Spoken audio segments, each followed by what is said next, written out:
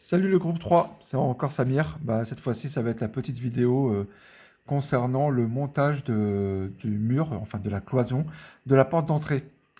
Voilà, je vais vous montrer ma méthode et comment on peut faire autrement quand on n'a pas toutes les cotations. Première chose, c'est avoir le plan sans croquis sous la main et AutoCAD. Donc voilà. Donc avec simplement les mesures que j'ai, je ne peux monter que cette partie-là. Voilà. Donc la première chose à faire, c'est de s'assurer de nos bonnes mesures. Je m'explique. Par exemple, ici, cette ligne-là, je l'ai mise à 1,53 parce que ici, je vois 1,53. Mais il faut faire attention parce que le mur porteur qui est ici, il y a la cloison en plus ici. Donc c'est pas 153, c'est 153 plus 7 de cloison.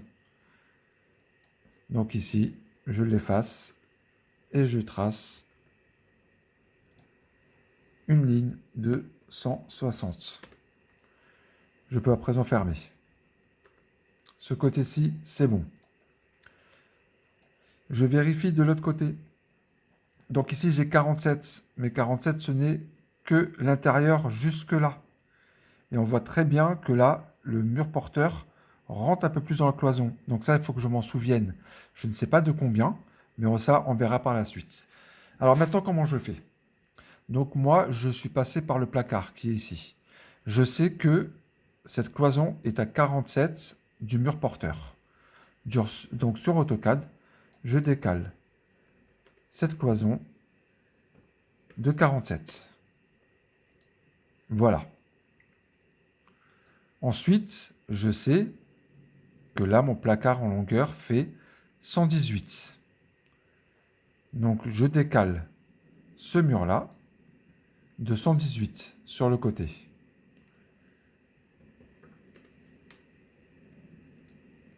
Voilà, j'ai mon placard qui est fermé, qui est là. Voilà. Maintenant, comment je fais pour passer de l'autre côté? Je sais, parce que c'est des tailles standards, que les cloisons, ici, font 7 cm d'épaisseur. Donc je décale de 7.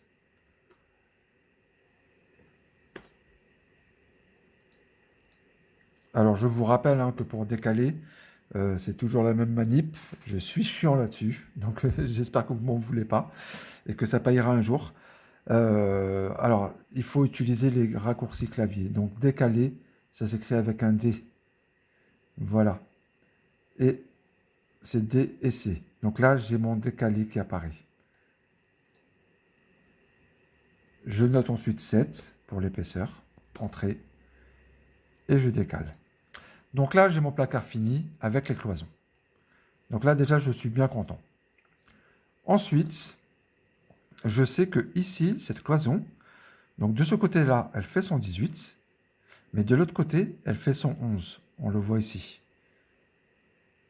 Donc, il faut que cette ligne-là, alors, il faut que celle-ci fasse 111 et non 118.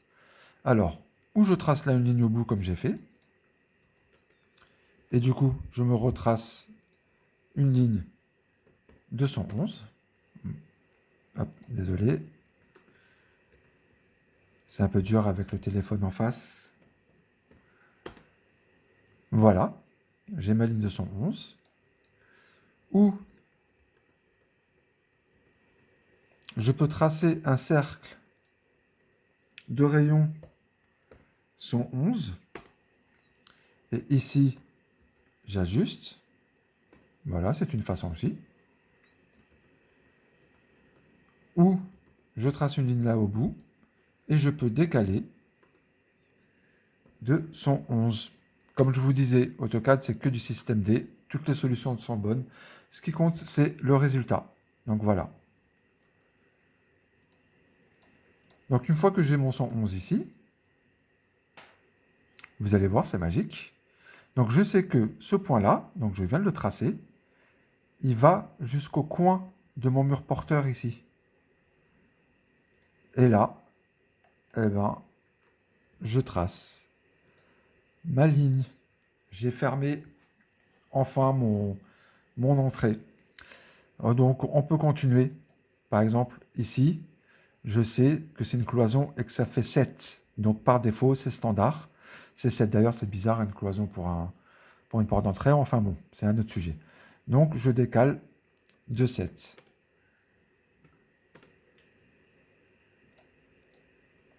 Voilà.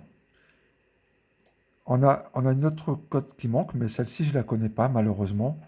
C'est là, l'épaisseur du mur.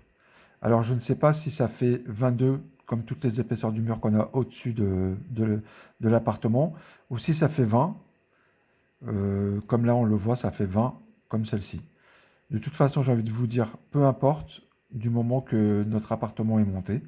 Donc, je vais dire que je décale de 20. Voilà, ça commence à ressembler à quelque chose. Alors, ici, je vois que mon mur porteur continue ici en cloison. On le voit ici. Donc, je reviens sur AutoCAD. Je trace une ligne toute droite. Voilà. Donc, ici, ça doit se rejoindre. Donc, celle-ci et celle-ci doivent se rejoindre ici. Pour ça, j'utilise raccord.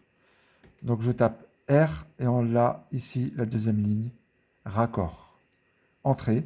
Il me demande de choisir le premier objet. Donc, je veux que celui-ci se raccorde à celui-là. Voilà.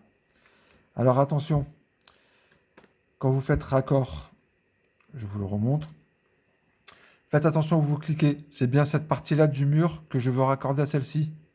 Parce que si je me dis, je veux cette ligne avec cette ligne, eh ben voilà, lui, il ne comprend pas.